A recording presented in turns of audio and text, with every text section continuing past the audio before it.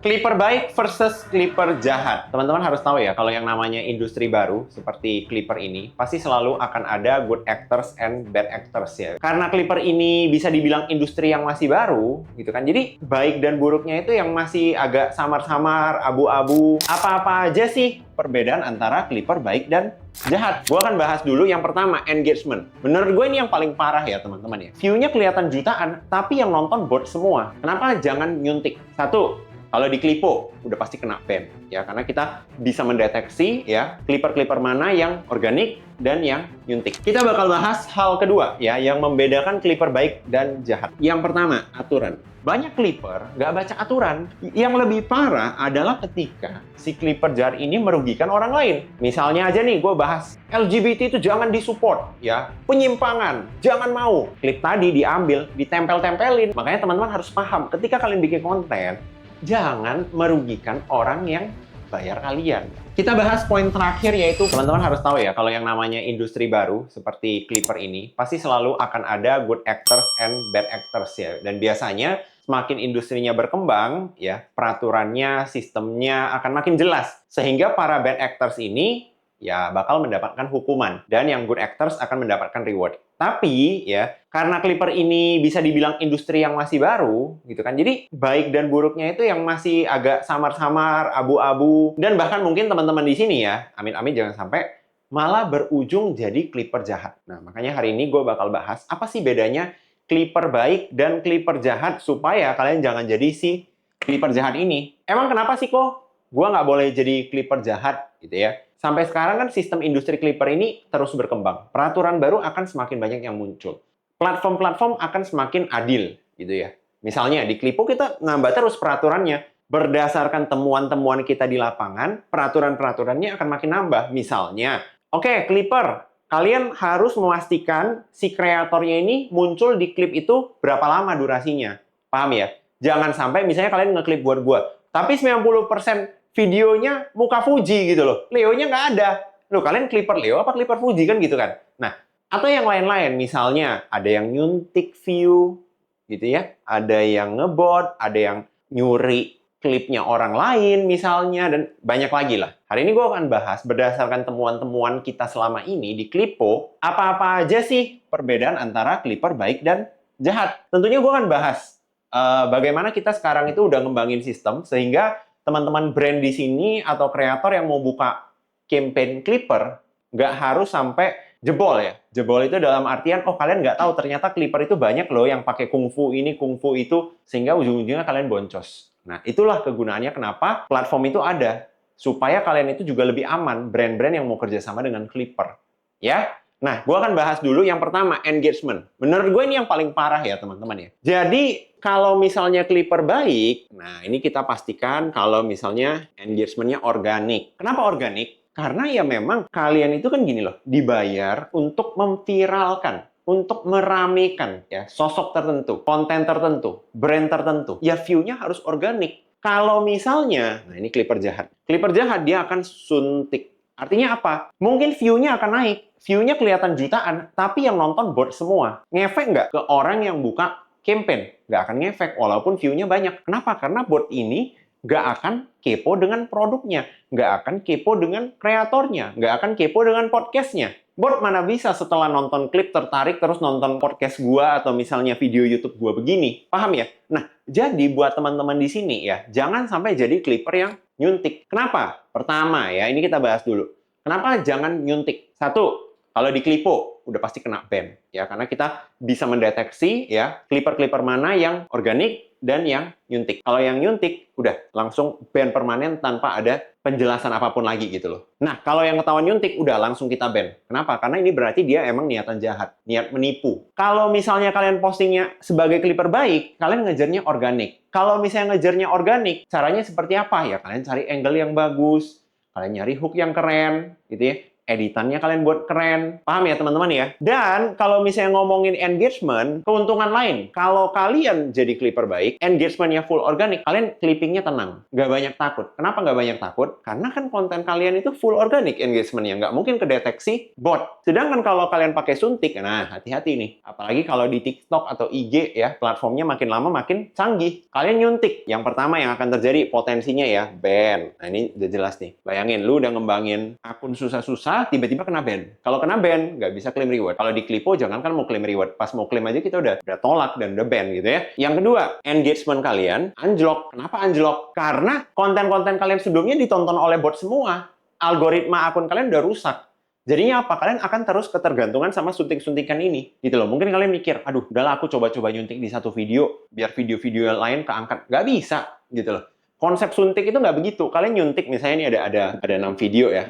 Nah, kalian nyuntik di sini. Udah, view-nya di sana aja. Gitu loh. Dia nggak akan lari. Itulah bedanya nyuntik sama organik. Kenapa? Kalau nyuntik, lu nyuntik ke sini. Ini kan bot, lari kemana-mana lagi. Sedangkan kalau organik, manusia. Contoh, yang masuk ke sini, yang nonton video ini ada 5 juta orang. Anggaplah 1% buka profil gitu ya. 1% buka profil. Ada yang nonton ini, ada yang nonton ini, ada yang nonton ini, ada yang follow. Jadinya next konten dia tonton gitu ya. Ada yang scroll sampai ke bawah-bawah, ada yang ninggalin komen. Jadi video ini bisa makin naik. Jadi teman-teman harus tahu, sebenarnya mungkin di pikiran kalian, oh lebih enak nyuntik gitu ya, lebih enak curang. Padahal apa? Secara jangka panjang ya, enaknya itu di organik. Dan teman-teman kalian jangan anggap enteng ya yang namanya akun yang kuat.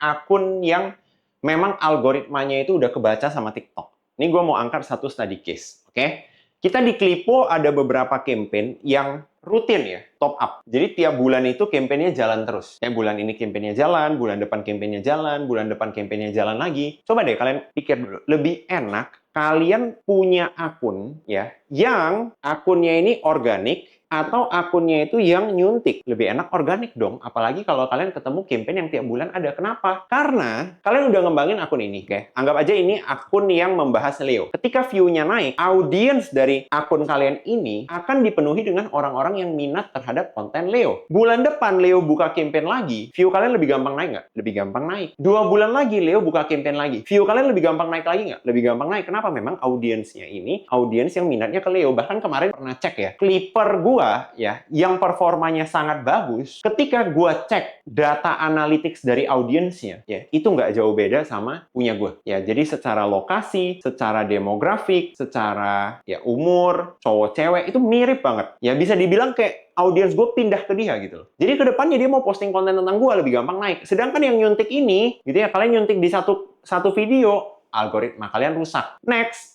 si orang ini buka campaign lagi, udahlah nyangkut semua view kalian di 20, 30, 50. Akhirnya apa? Kalian jadi kecanduan nyuntik. Nyuntik lagi, nyuntik lagi, nyuntik lagi, mau sampai kapan? Ya, jadi mending main organik. Kita bakal bahas hal kedua ya, yang membedakan Clipper baik dan jahat. Gue bakal bahas dari segi hook ya, karena gue lihat banyak banget sekarang ini ya, Clipper-Clipper itu yang hooknya itu aneh-aneh bahkan sampai nggak bener. Maksudnya apa nggak bener? Udah menyalahi aturan, nggak ada etikanya, gitu ya. Oke, kita bahas dulu yang pertama, aturan. Banyak Clipper nggak baca aturan gitu loh. Kadang ya beberapa brand ada request khusus. Dia mau kontennya menggunakan hook yang seperti apa. Dia mau di hooknya itu ada scene seperti apa. Nah karena kalian nggak baca, kalian asal comot video lain jadi hook, hancurlah itu. Terakhir pas mau klaim nggak bisa. Kenapa? Nggak ngikutin aturan. Tapi ini masih level terendah dari Clipper jahat. Kenapa? Karena yang kalian rugikan diri kalian sendiri. Kan kalian yang capek ngedit, capek posting, ujung-ujungnya nggak bisa klaim. Yang rugi kalian sendiri. Nah, yang lebih parah adalah ketika si Clipper jahat ini merugikan orang lain. Misalnya dia menggunakan hook yang nggak etis. Nih gue pernah nih kena nih. Gue dilaga-lagain sama kreator lain. Padahal gue nggak ada bahas si kreator ini. Gitu loh. Misalnya, gue bahas, nah ini pernah kejadian nih. Misalnya aja nih, gue bahas LGBT itu jangan disupport, ya. Penyimpangan, jangan mau. Klip tadi diambil, ditempel-tempelin. Kreator-kreator lain yang menurut si orang ini LGBT, padahal belum tentu dia LGBT. Paham ya? Atau bisa jadi dia LGBT. Tapi kan di guanya rugi dong. Gue sebagai kreator, gue di sini ngomong, gue nggak ada niatan nyerang siapa-siapa. Gue cuma bilang LGBT jangan disupport. Harus dibasmi, dipotong-potong, ditempelin ke orang lain seakan-akan gue lagi ngatain dia. Nah, lu bayangin nggak, teman-teman? Kalau misalnya, ya, Nih, ini kita anggap aja namanya versus ya. Lu bayangin kalau dibentrok-bentrokin gini, ya bisa jadi kreator atau brand tertentu yang dari nggak ada masalah, ya bisa-bisa ujung-ujungnya saling nyerang nih gara-gara kalian. Ya makanya ini nggak boleh. Yang kedua, hook yang menyenggol ya, mengandung unsur sara ya. Jadi buat teman-teman di sini, ini jangan ada. Kalian clipper, motong-motong video gitu kan.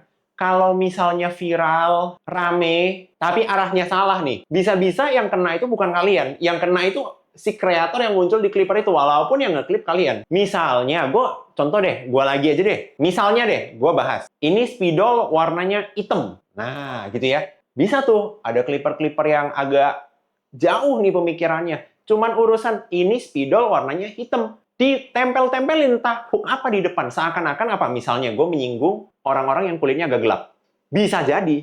Nah, clipper bisa seperti itu. Makanya teman-teman harus paham. Ketika kalian bikin konten, jangan merugikan orang yang bayar kalian. Jangan merugikan si yang buka campaign buat kalian. Harus paham etikanya. Dan yang ketiga, copyright. Nah, ini banyak sekali ya clipper-clipper ya. Pakai hook, dia download itu video entah dari mana-mana, entah dari film lah, entah dari live stream orang lain lah, entah dari podcast orang lain lah, entah muka artis lah, entah siapa lah. Yang si artis ini nggak ngizinin sebenarnya. Si artis ini nggak ada urusan sama perkliperan ini. Paham ya? Tapi kalian ambil, misalnya. Contoh, gue nggak tahu apa-apa nih.